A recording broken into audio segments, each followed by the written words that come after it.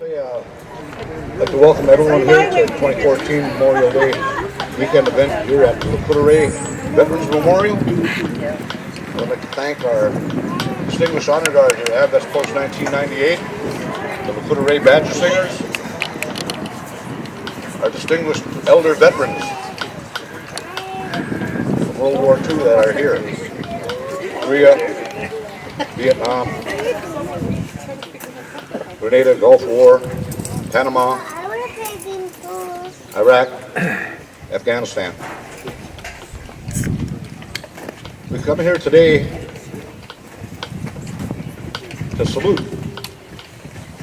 those that have served, those that have given their lives in the defense of our democracy, not only here in the United States, but throughout the world.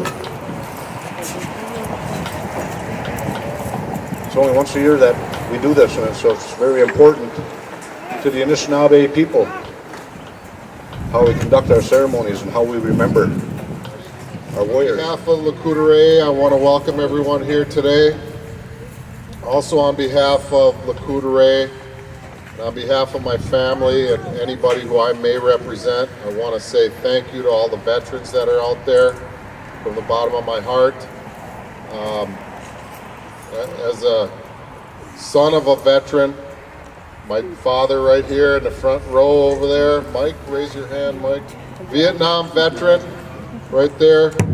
And when he was in Vietnam, I was just a little tiny kid. And you know, we don't have a big understanding of what veteran is or what war is. It's just, where's dad? And you know, well, he's in Vietnam. He's in the service. And so the only thing you really know is from what's on TV. Translate a little bit of what I say today to you today. I ask for the Creator to look upon us in a good way today, to really by looking upon us. Some of the words we often use in our prayers are, think about me, Creator. And that's all we have to ask to do, is the Creator to think about us, and some things will happen. We ask for a good day today, for a bright day today as we do this honoring of our relatives, honoring of those who are passed away, many of those who have left this earth, and even for those, I ask for those young people who are here with us, who perhaps are suffering in some way. So I know that we have lost some young people, some young warriors who have been away to war and come back and lost their lives among us. We must ask for their care for all those relatives that are suffering in any way whatsoever. Ask that our relatives that are here, all the soldiers and warriors that are here with us today, to say extra help for them and for their families who are here. But today we honor those of us who can take care of all of us, who've been to war, who have been suffered even with their own personal wars back here. We must hold on to all of our children. I always ask for help for all the elders who come here who help us. I always ask for help for all all of our children, all of our children who are here today, so we can hold them and care for them and love them like they should be. In our country. You know, Rusty mentioned I was in a unit called Pararescue. It's kind of a difficult organization to get into. You have a lot of training, just like the Rangers. And this year ago, from December, I asked the council for approval to go to the dedication of a Medal of Honor of my partner, William Pitzenbarger, at the Pararescue School in Albuquerque, New Mexico. And Vernon Martin went along with us, along with 3 young men at the graduation that they had there as well. But also one other man, a pararescue, they called us PJs. That's what they used us when we jumped out of the plane. They could just mark a PJ. And the other one was Dove Carter, another Lac Courte Oreilles member. And we took the young people there. We met with them a couple times in the room there and shared with them the purpose of focusing, getting your goals in place, and it was a real dynamic meeting that we had with them there. We took them through they went to the ceremony, they unveiled the statue of my good friend. And it was something for them to see, and we just, but looking back at that, I still looked at the roster of all the recipients there of honor there in that Pararescue Hall there, and still, in all the years, there's only 2 Native people there, and they're both from Lac Courte Oreilles. Both Dove Carter and myself, in that special unit. So, it's an honor to serve on behalf of our country and for our tribe. And I do not want to forget the fact that we've had veterans in our contemporary era of the last 30 years who fought courageously in the courtrooms and the boat landings for our treaty rights here, because that was still a battle that went forward, and we continue to guard our homelands in many ways. We can't overlook that. And I just want to give appreciation to the history of that. Our plaque back here dedicates that. Also, I want to recognize the Honor Guard for AMVET's post, for all the work that you do. I've been to, as many of you have, to many funerals, and for the military people that served in the military, they're always there, standing guard. I'll give you tribute to that. Just a few facts here with regard to that, our veterans, history of our veterans in this country. In 2014, there are nearly over 200,000 American Indians still serving, or veterans in this country. Not serving, but 200,000 veterans. That speaks a lot for our patriotism to our country. Native Americans have the highest record of service per capita when compared to other ethnic groups. Across the tribes, there is a warrior tradition inherent in our society. I think if a theme in my short talk here would be the path of the warrior, because I think at this time and age, when we look at Lac Courte Oreilles, as I attended, as many of you have, the many funerals on our reservation over the last 18 months, we've had a lot of deaths. And I believe we have a war in our homeland right now that we have to look at and recognize. I give a challenge to all of our young men, our young women that perhaps haven't served in the military, that you look at this warrior tradition and looking at the honor and the respect of our tribe. We don't have to belong to a gang to be something, to be a warrior. A warrior means that you're a father for your family. You're a mother for your family. You're a grandmother. And it's so important that we recognize that this war that we're fighting against drugs, the addiction, the alcohol, that we look at how we overcome that through the strength of our warrior tradition. Indians are no different from other volunteers who join the military service. They do, however, have a distinctive cultural value that drive them to serve their country. And Rusty, you mentioned that. I remember when they used to have over at the Whitefish Ring there, they always had Vernon remembers this. It was right next door to his house, and I lived down the road there. But veterans were always honored way back. I remember that. Everybody spoke the language of the elders there. That was special. It was special to have veterans that were there come home. It's always been a long, long tradition of our people. Military service, as you guys know, you ladies that know that we've been in the service, and I don't dismiss the fact that we have a lot of women that served our country from Lac Courte Oreilles as well. It's not just a men's war, but military service is a unique way to develop the inner strength that is valued in our communities. That's why I talk about the warrior tradition, the warrior path of the warrior, because that's so important to know that even though we're not in the military or we're perhaps thinking about going in, we have some values and honor that we can protect here on our own homeland. Warriors are honored by their family, their tribe. Before going into service and upon their return, warriors are recognized by family and community. We see that here at our tribe. You see that at the Lac du Flambeau tribe. All the tribes I've seen, the veterans are honored and respected.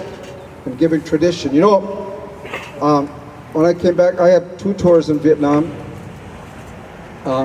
Actually wanted to go back for the second tour. Didn't feel welcome back at home here. You know the climate of the country at that time. And I didn't really want to be back here. At least I had more comrades and more people back there with me that were there than I did back at home in terms of how this country's spirit was toward the veterans at that time. It was about 8 years ago today, I was out at the Rolling Thunder motorcycle rally, the Welcome Home for Vietnam Veterans, and it was actually the first time I felt welcomed home, and we rode on that 500,000 bikes. We rode on that thing, and I actually come around there, and it brought tears to my eyes to see that welcome home. And so for many years, I just dismissed everything. I didn't attend any veterans things. I didn't attend anything with recognizing we'd go to the pararescue reunions. I didn't start going them until I felt really comfortable. And a lot of it has to do with, but our family of tribal people have always welcomed veterans. We didn't have that in our community. Just a quick moving on here. World War I, we had 12,000 Indians serving in the World War I. World War II, 44,000, including 800 women. And at that war, 6 American Indians that were in World War II received the Medal of Honor. The Korean War, we had 10,000 that served and earned, 3 earned the Medal of Honor. That's really a good track record for our veterans that served then. The Vietnam War, we had 42,000 American Indians served. Many of you people out here today have family that were in Vietnam. I see some of the veterans that were here that served in it. The Gulf War, there was more than 3,000 American Indians served in the Gulf region and continue to serve. Several American Indians lost their lives in the Gulf War, including Lori Estuia. She was a Hopi woman from Arizona who died in the ambush. The first woman that died in that war over in the Gulf, in which Jessica Lynch, you remember her in the news at that time, and her compatriots were captured. The 2005 Department of Defense, I was looking at some statistics, show that more than 24,000 among 1.4 million active duty military American Indians. That includes 3,900 women. I applaud the women that were serving in the wartime. I remember back in Vietnam when we had a lot of our ones that saved our lives were the women that were serving. I remember when I first went in, Rusty, I was at Lac Courte Air Base. You go through the training, the basic training, which is really a whiz compared to the other training we get. But I'm already finished with basic training, and I'm walking down this path, and I'm looking, and I'm far off in the distance as far as coming into school as I'm looking. I said, that guy looks kind of brown. We got closer, closer, closer. Vernon Martin! Gordon Thayer, is that you? And we met right there. Then he almost got me thrown in jail the next 2 days. I won't go into that story though. What happened there? You remember that, Vernon? Ask Vernon about that. But I was looking at something in honoring of our fighting men and women across the country, especially in our tribe. There was a humanity and healing network. They put something on the path of the warrior. And it's actually started from a scripture in the book of John. It says, there is no greater love than this, that man should lay down his life for his friends. And we know a lot of our veterans went there. You were in harm's way to do specifically that. In every society, there are many are called to teach, to instruct, caregivers, statesmen. Of those, the path of the warrior is one of the more difficult ones to go through. It's the hardest path of service. The greatest glory of a freeborn people is to transmit that freedom to their children. That was a quote by William Harvard. So as we do this, we look at what we can pass on to our children. Throughout history, warriors have been called upon to protect their families, communities, and countries. That's why I go back to our young people today. You can be warriors without being in the military and taking up your responsibility for our community. To fight for others' safety and freedom, knowing that this path of service may include their life and suffering of their loved ones. The path of the warrior requires the qualities of courage, commitment, resilience, courage to face the horror and brutality of war. Commitment to leave your loved ones behind to make sure they will remain safe. Resilience to keep your humanity in the face of inhumanity. Politics and public opinions ebb and flow like the ocean's tide, but the path of the warrior is steadfast. He understands duty and honor. No one deserves peace more than the warriors and their families, for they know the true cost of war. They know that freedom has never been free. The price of freedom has always been blood of the warrior. These warriors have never sought war, but never flinched when their country failed. Memorial Day is a day when we pay our respects to those who, in Abraham Lincoln's words, gave the last full measure of devotion.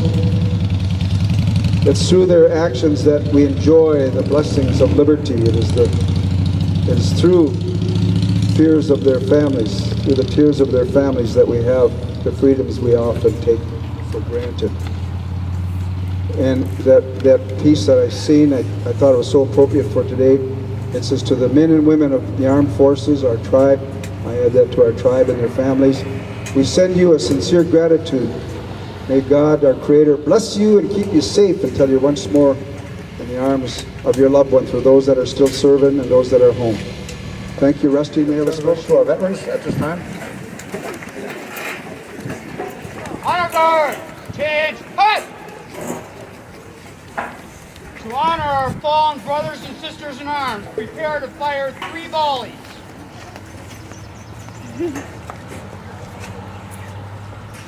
Ready! Aim! Fire! Aim! Fire! Aim! Fire! Present! Arm!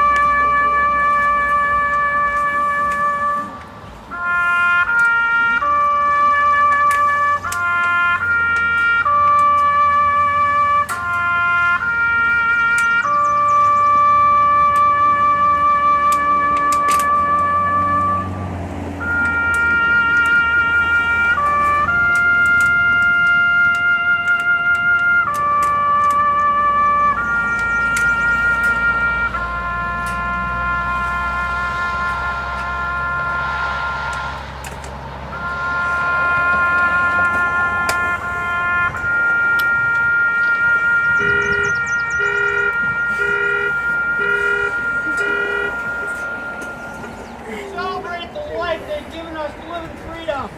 Raise the color.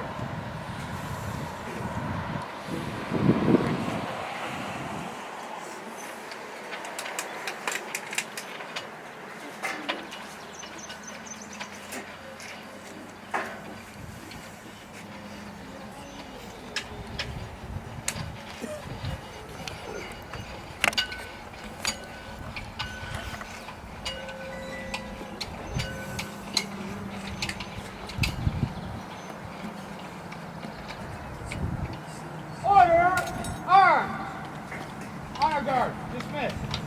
Thank you, Lac Courte Oreilles, on this post 1998. Just give them a round of applause, please. This time we're going to go for the Lac Courte Oreilles Badgers for a veteran song.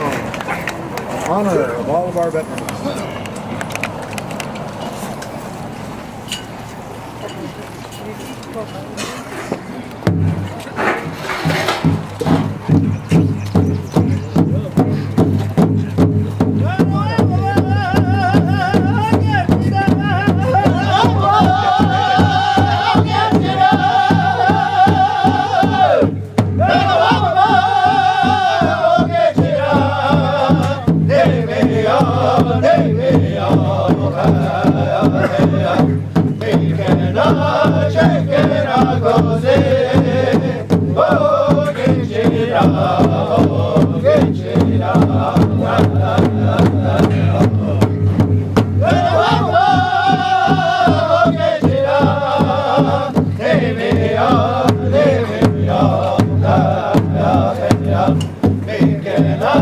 Check it.